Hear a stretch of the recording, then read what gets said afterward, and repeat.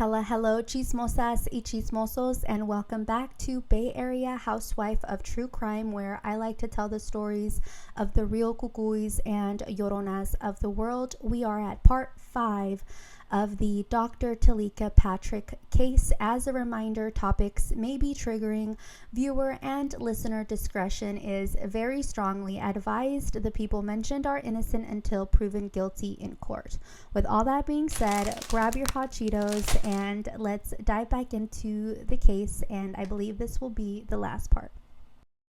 In August of 2014, 9 months after the horrific discovery of Dr. Patrick's death, her case file was released.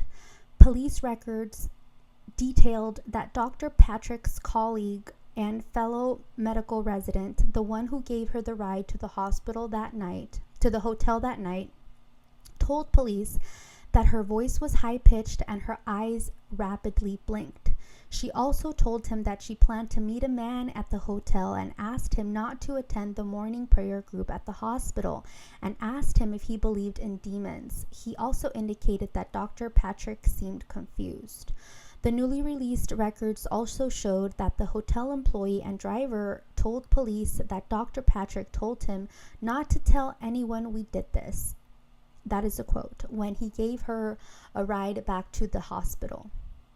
7 months before she got to Michigan to attend WMU's medical school, she was living in Loma Linda, California, and began to contact Marvin Sapp.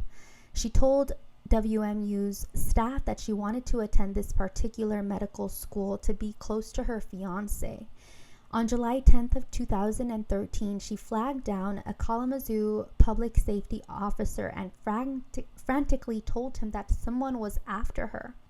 This incident prompted the officer to notify the school of Dr. Patrick's strange behavior and felt that she had mental health issues.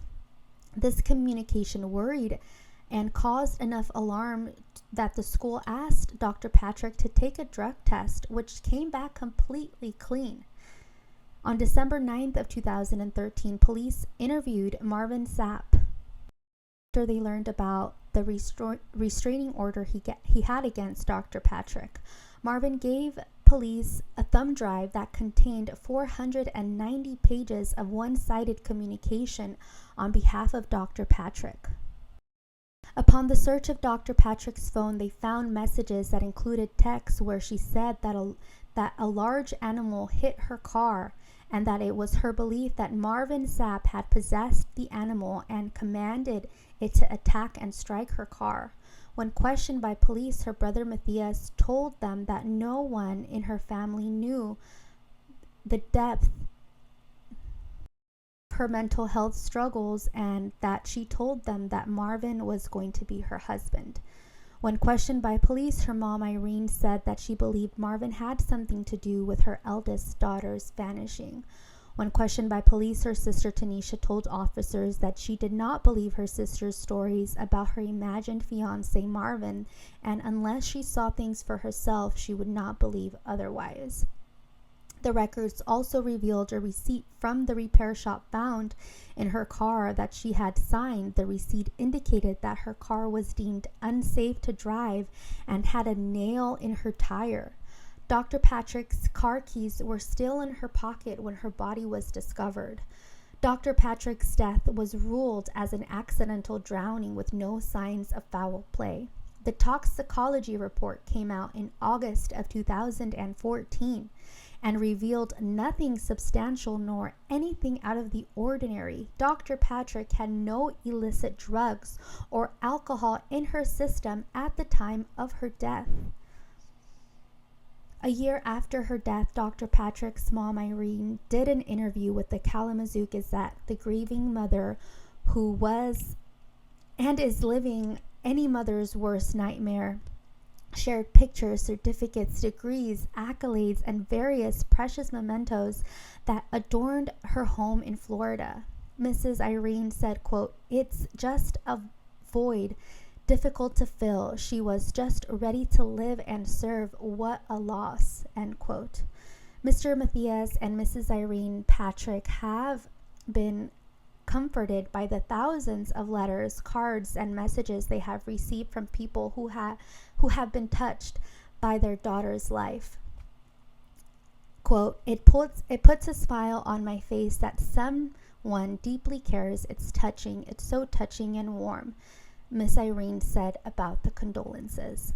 With regards to the bare minimum, Kalamazoo County Sheriff's Office, Mrs. Irene said, quote, I just want to say how dissatisfied we have been in the process of investigation. From the media standpoint, most of the report was one of mental issues and instability, and I think that was really unfair in that they completely ignored the fact, other conditions or other situations or other circumstances that may have been involved, end quote.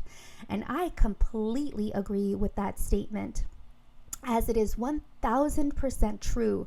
The narrative surrounding Dr. Teleka Patrick changed drastically and immensely in the weeks that came after her disappearance. The headlines changed from the beautiful, brilliant doctor to the tale of a quote crazy woman who was deeply disturbed and psycho-obsessed with Marvin Sapp. When Dr. Patrick was still missing and the news shifted in a negative light, her family recognized that she was struggling mentally, but maintained their focus should have been finding her. They took to Facebook and said, quote, we are aware of media reports that are beginning to focus on Teleka's mental health, and while we encourage the pursuit of honest journalism and truth, we will not take part of sensationalizing Teleka's disappearance. We believe she has met with foul play and wholeheartedly believe she is in danger, end quote. I have linked the petition to reopen her case because I too believe that Dr. Patrick was possibly met with foul play. There are so many unanswered questions surrounding her mysterious death. Dr. Teleka Patrick was nothing less than beautiful, brilliant, highly accomplished, high-functioning, professional, dedicated, devout, passionate, expressive, and much, much more. She was more than her mental health struggles and how she died. May she always be remembered by the remarkable things she achieved in her 30 years on this earth. If you or someone you know is struggling with their mental health, like I and so many others do, please seek help. The mental health battle never ends, but with the right professional medical help, therapy, psychiatry, medication, and support, things do get better. Thank you for listening. Dr. Patrick's story is important and needs to be told and shared. We've reached the end of today's episode of Bay Area Housewife of True Crime. Thank you so much for coming down the rabbit hole where I currently live. Stay tuned for the next case. Make sure to follow me on socials by the same handle. You can find full episodes of these recordings on Spotify, Apple Podcast, YouTube, and of course TikTok. If you like my content, do me a solid and rate my show wherever you listen. As always, I respect and accept your opinions. I welcome all comments, questions, case suggestions, etc. Call me, beat me at yayareahousewife@gmail.com. And yes, that's yay area with the Y, like E40 said. I'll see you chismosas y chismosos in the next. Adios.